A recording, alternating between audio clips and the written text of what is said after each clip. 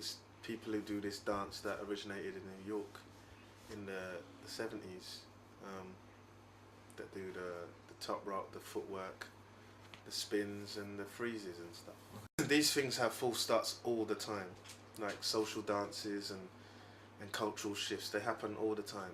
I've lived through loads in the UK alone, because before there was b-boying, we had other stuff. It didn't, like b-boy didn't come from the heavens and we were like, oh, converts or something, you know.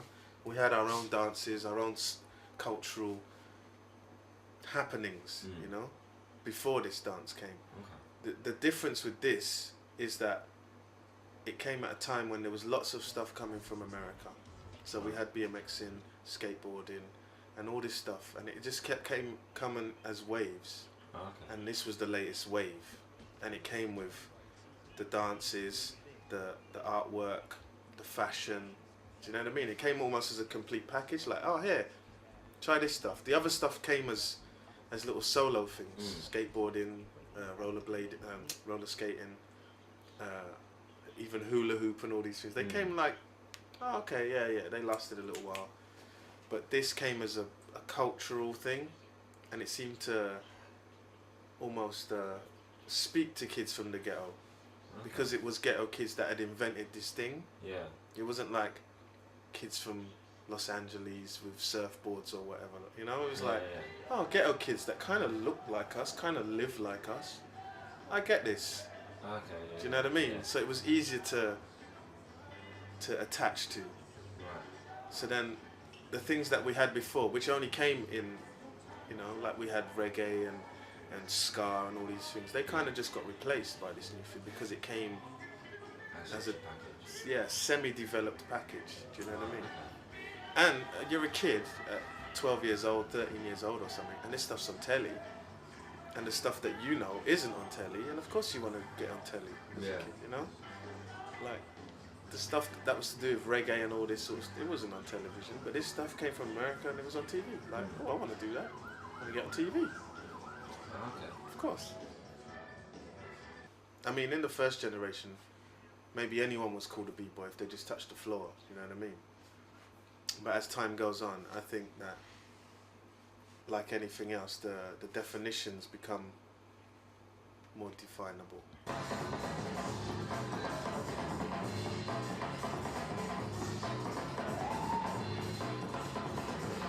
Like, besides being a way to express yourself, I see it more as like a forever changing and forever evolving lesson.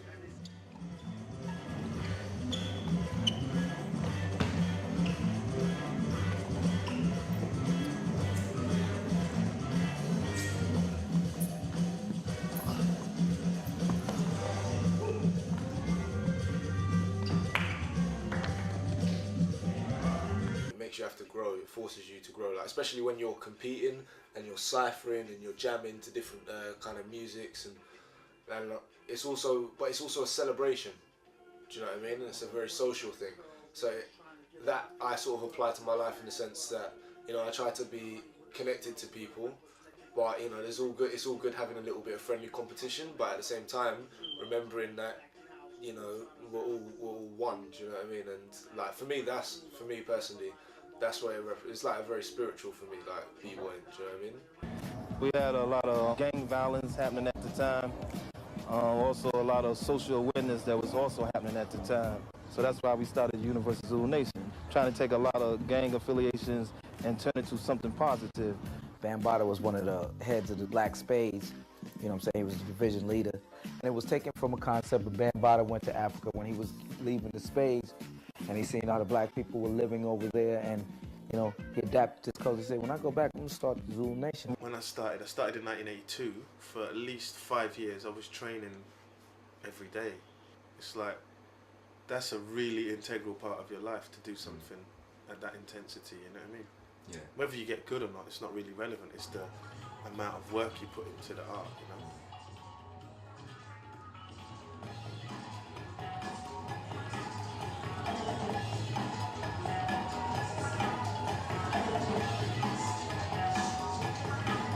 The first time round, we got snippets, basically. So videos from America, 2-second clips on TV or whatever.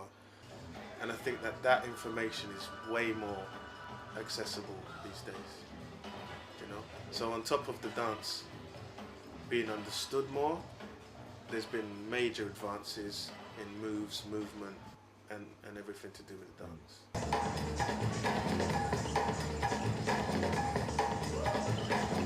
You've never learned it all. I don't think there's anyone out there who's ever learned it all. Do you know what I mean? It's impossible because it's limitless. B-boying is limitless.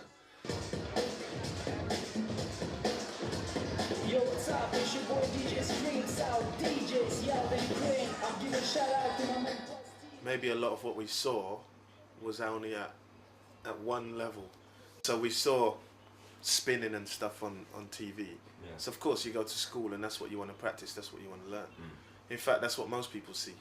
They see the spins and the moves and stuff like that, and they don't necessarily get the depth of the dance.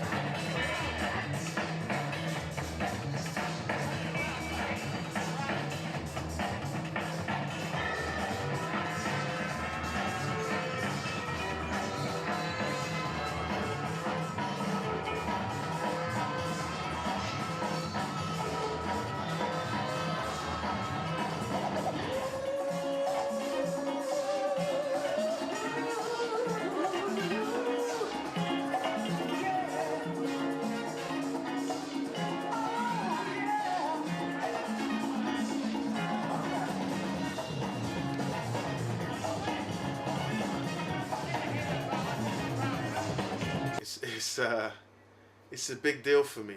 Like it's a serious responsibility to judge battles. I think you have to take everything into account when you look at a battle, like attitude and how people structure their runs, how much stuff they've ripped off of other people, everything, interacting with the music. It's like you try to look at all of that, and you try to look at interaction. Like the first guy comes out and does something, does the second guy just come out and do whatever and it's just better than that guy, or is he actually making an effort to respond to that person?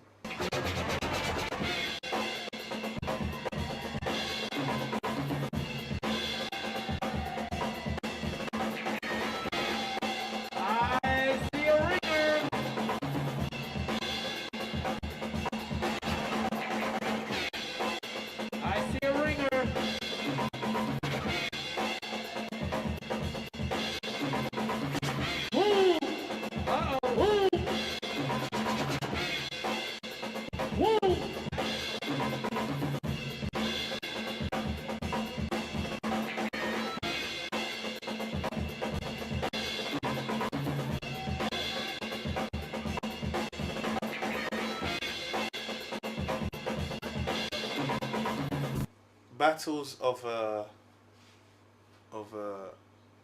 well, these days battles are not structured or strategized very well. People just go out, but I don't think it should be like that. No. At the end of the day, it's not a real battle.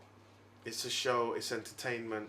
So I want to see strategies. I want to see people responding, again with the response thing.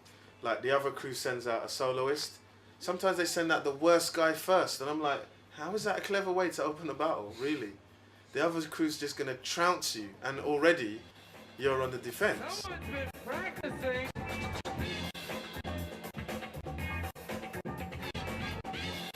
I'd love to see a battle one day where someone does a thesis kind of run and it's just unbeatable, and you just send someone out to spin on their bum. Because you can't take that run, so why waste your energy? Round two, two, two.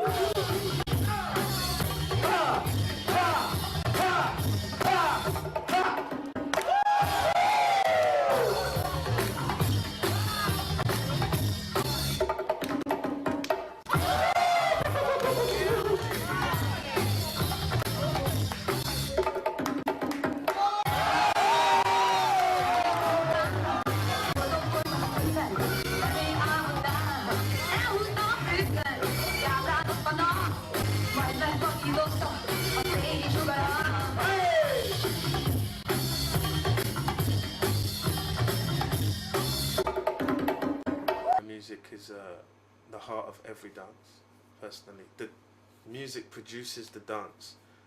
That's why if you look at I don't know, man. You look at a lot of these dances, you can almost see a reflection of the music in its movements.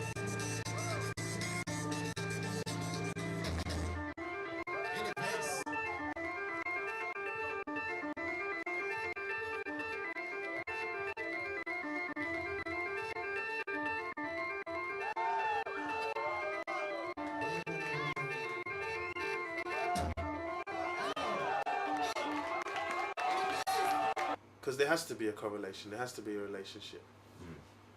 So, music is first. Every dancer, I think, should be trained in music anyway. Even if it's just a basic understanding of phrasing and structure and time signatures and instruments and harmonies and all this sort of stuff. Because a lot of dancers are dancing at level 2 when there's 10 levels, you know? So they're good at clapping on the music, but they don't understand other nuances in the music.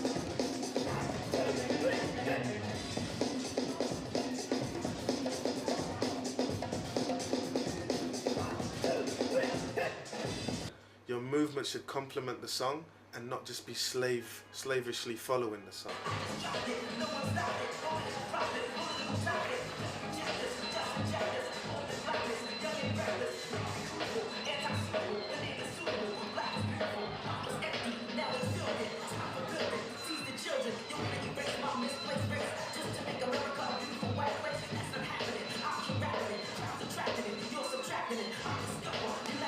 They think it's part of this street dance culture, Right. because that's what they're aware of, that's what they're educated about. So they're like, oh, it's street dance. It's like, yeah, but it's also its own thing, Yeah. you know? Oh, that's that street dance stuff. Not for fashion, but it's also its own culture as well. But no, completely goes past them. It doesn't have the respect it should, but you know, respect is earned, and it can't be forced, and it will happen in time. I'm confident of that.